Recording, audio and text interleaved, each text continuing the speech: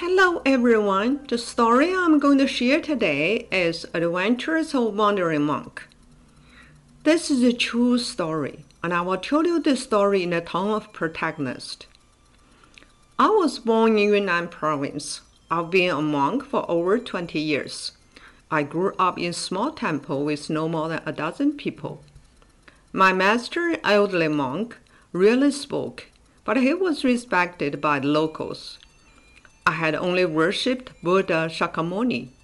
My monastic life consisted of farming, eating, meditation, and chanting. These tasks were very difficult for me. I was also illiterate, so I couldn't read the Buddhist scriptures. My master didn't force me to learn how to read, and only asked that I strictly followed precepts and meditate. Later in my life, I was provided opportunities to learn reading. I practiced by adhering to the precepts and cultivating my heart. Enlightenment comes when the heart is tranquil. Other monks, including my master, had difficulty reaching tranquility. It happened only a few times a year for them, but for me it came naturally. I felt my human thoughts gradually disappear after only cultivating for 3 months. I could enter into a silent world where my body vanished. Sometimes it takes a few minutes, and other times it takes only a few seconds for it to happen. But that translated to several hours in our dimension. As I sat in meditation in a circle with other monks in the summer of 1991, I entered tranquility in a way I never had before. What I thought was an hour of meditation was actually a week. During those 7 days, colorful lights rotated above my head day and night. Even everyday people were able to see it. No one knew where the lights came from. My celestial eye opened a few days after that. From then on, I worked even harder in my cultivation. As I worshipped Buddha on the morning in 1992, light shone forth from the statue. A warm current flowed from my head to the rest of my body. I was surrounded by a wonderful feeling. When it was over, the level of my celestial eye had elevated. I could see Buddha Shakyamuni's lower body. I also had ability of precognition and retrocognition. I knew what happened in my previous lives. I was a monk in 2 of my previous lives. Because of the karma I had accumulated, I didn't reach enlightenment. But I always swore to continue cultivating in the next life whenever I was about to die. That's how I ended up at a temple and continued to cultivate. Since I had cultivated in previous lives, I had already eliminated some karma and gained the, also known as merit or virtue. That is why cultivation came more easily for me than for other people. My inborn quality and determination made it possible for me to achieve enlightenment in this lifetime. Buddha Shakyamuni's law body told me that his fire could no longer save people, and practitioners will not be able to reach consummation. He also said that Buddha Shakyamuni would leave the human world and no longer take care of human beings. The news made me very sad, and I was in tears. I asked, if Buddha leaves us, who can help us? The law body responded, if I leave, naturally another Buddha will come. With the 84,000 cultivation ways in Buddha school, there will naturally be a way for you to reach nirvana. The law body then disappeared. I told my master and other monks about a conversation my master asked me what I planned to do. I thought for quite a while, and then told him that I want to wander around, look for the fire, and a way to reach nirvana. So in March 1992, I left the temple, only brought an alms bowl with me as I began my journey of wandering around. When I started my journey, I went to Wudang Mountain, a famous sacred Taoist site. I had thought that if Buddha Shakyamuni's thought no longer works, maybe Taoists can save us. Before I even ascended the mountain, I saw a Taoist. I saw with my celestial eye that his mind was filled with thoughts about money and beautiful girls. Although ordinary people are usually like this was a Taoist who has yin-yang face pattern in his dantian area, the sign of true disciple. How can real cultivator's mind be occupied by money and girls? It was clear that Taoist was no longer a spiritual practice. Yet I wasn't sure, so I kneeled and prayed toward Odang Mountain, hoping that the Taoist founder could enlighten me. After an hour of praying, a voice told me that Taoism no longer works. The Taoist deity left long ago, and no disciple of Taoism can achieve enlightenment. I asked him where I can find a master teaching the righteous path. The answer was to continue to look, and naturally I would find a saint who offers salvation. I had nowhere to turn to, so I continued to wander and search. As I was about to leave the Dan River area, I saw two attractive people, one man and one woman, wearing fashionable clothing. They looked like they were in their mid-20s. I knew right away that these two were not ordinary humans. They weren't possessed by animals either. Upon inspection, I realized that they had information stored in their brains, and they were in fact aliens. The two aliens noticed me studying them and were scared. They ran to me, knelt, and begged me not to tell others about their secret. I told them that I don't care about their business. They were very happy and thanked me profusely. But they didn't want me to leave. They followed me and asked me to be my disciples. I knew the aliens lacked pineal bodies and dantians, so they were also considered animals. They don't have a kind of nature, so they aren't allowed to listen to Buddha thought, let alone cultivate.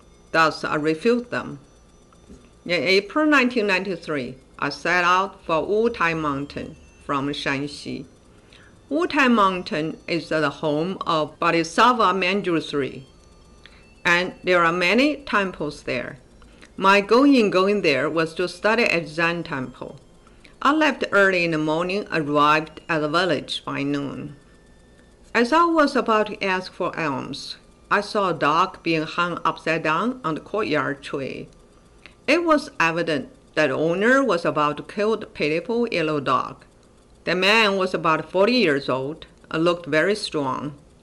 Through my celestial eye, I saw that he was a wild dog in a previous life, and this yellow dog was an enemy, had killed him. I understood that they were just repaying their karmic relationship from the previous life. I usually do not do anything in these cases. It's not because I lack compassion. It's because their resentment had to be resolved this way. As the man was about to drown the dog in cold water, an old lady came and offered to buy the dog. The man refused, but the woman didn't give up and kept offering more and more money, up to 200 yuan. The man replied that it's not an issue of money, but that he just wanted to kill the dog and eat it. Finally, the old lady offered 1,000 yuan. The man asked money in cash. The old lady rushed home to get it for him. Back in 1993, 1,000 yuan was a significant amount of money for a poor village in Shanxi. I witnessed the entire process of how the old lady saved the dog and saw her kind heart shining brightly like gold. As the lady was about to set the dog free after saving it, I stopped her. I told her that she should take the dog home and watch over it from now on. This is because the dog's life expectancy was supposed to be over, but she saved it out of kindness. However, she would now be held accountable for anything bad the dog does, whether it's biting people, stealing food, or hurting people in any way. The old lady accepted my suggestion and took the dog home. I would say that the old lady earned a lot of the because she helped resolve resentment and spare a killing. That flash of Buddha nature emerges as the most valuable trait of person. If everyone in the world acted like that woman, the world would be governed well and Buddha wouldn't abandon us. I continued my trip to Wutai Mountain and arrived at the foot of the mountain by night. The mountain had a radius of 150 miles, and I had no idea where the Zen temple's location was. I went to the village near the main road as I was about to ask for the temple address. A villager approached me and asked if I had come to watch the eminent Lama ascend to heaven. Surprised, I told him I was looking for a Zen temple, not for the eminent Lama. But the villager immediately replied that many lamas and monks came to see the eminent Lama off as he ascended to heaven today. Upon hearing his response, I was moved and I decided to go and see how this Lama go to heaven. I followed villagers to where the eminent Lama stayed. When I arrived at a small temple where the eminent Lama lived, hundreds of lamas and monks had already gathered there. The Lama sat on a big stone in front of the temple. He wore a red robe, held the prayer heads in his hands, and had his eyes closed. He looked 70 to 80 years old. Just as I arrived, the eminent Lama suddenly opened his eyes and looked at me. This surprised me, and I joined my hands in front of my chest and a he to show my respect. He nodded slightly and sent some mental messages to me. He told me that he was the last one to enlighten in Tantric Buddhism. From now on, the Tantric method will no longer be passed on the human world. This means that Tantric Buddhism can't save people anymore. He also told me that there was no righteous far at Wutai Mountain. I asked him if Mahayana Buddhism could save people. He replied that not just Mahayana. All religions since the beginning of time, including secret cultivation practice, have no righteous far anymore, let alone can they save people. I was very disappointed and I asked him where I could obtain the righteous far and who could save beings. He told me that in the Dharma ending period, demons reign. Beings in the world are obsessed. However, God has mercy on people, and the Holy One has already arrived in the world. He has been walking in the world and teaching the far of the universe to save the world. All kind-hearted people can naturally be saved. Right after sending me this message, the eminent Lama stopped communicating with me. He began showing beautiful mudras, which are probably tantric secrets, but I didn't understand them. With my celestial eye, I saw countless golden lotus flowers falling from heaven as he moved. The lotus fell all around the temple. After 10 minutes or so, he stopped moving, and his whole body shone with bright red lights. They connected to the heaven. This lasted about 5 minutes, and his body changed into red light and ascended to heaven. The place where he had sat contained many relics. There were about 100, all in different colors, red, yellow, and white. Some were as big as walnuts, and some were as small as millet grains. Although I traveled thousands of miles to Wutai Mountain and failed to find the righteous far, I had the chance to witness eminent Lama's far body with my very eyes. I knew I must have had a deep, predestined relationship with Tantric Buddhism in a previous life. It was pity to me that Tantric Buddhism and Mahayana Buddhism had reached the end times. With deep disappointment, I walked down the mountain.